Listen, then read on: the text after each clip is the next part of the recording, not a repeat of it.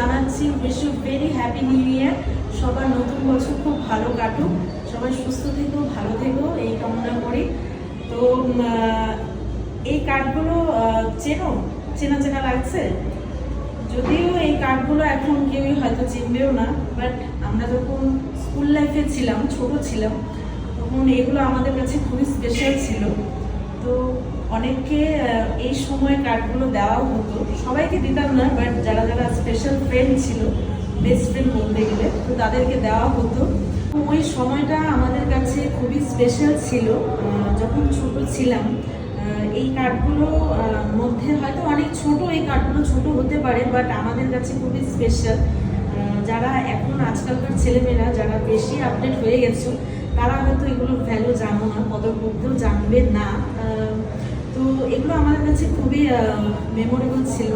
হয়তো ওই দিনগুলো আর ফিরে আসবে না, এগুলো এখন পাওয়া যায় না, বাট আমি খুব লাকি যে এই ইয়ারে আমি 4 জন বন্ধুর থেকে এই কার্ডগুলো আমি পেয়েছি। তো ভীষণই হ্যাপি আমি, তাদেরকেও থ্যাংক ইউ আমাকে এতটা ভালোবাসার জন্য। আজকে কার কি প্ল্যান অবশ্যই জানিও, আমি তো ছুটিয়ে এনজয় করব।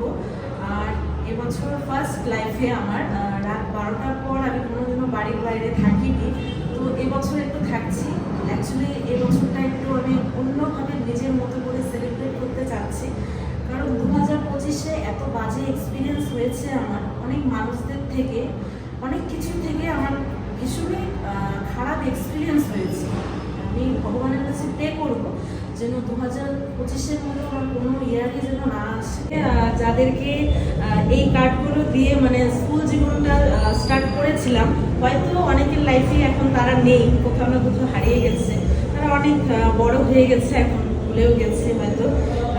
তাদেরকেও জানাচ্ছি হ্যাপি নিউ ইয়ার।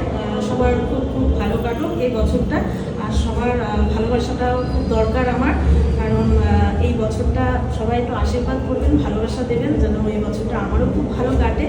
সব কিছু পুরনো কিছু ভুলে যেন এই বছর আমি নতুন করে কিছু শুরু করতে পারি, সবাই এটাই কামনা করবেন। তো হ্যাপি নিউ ইয়ার।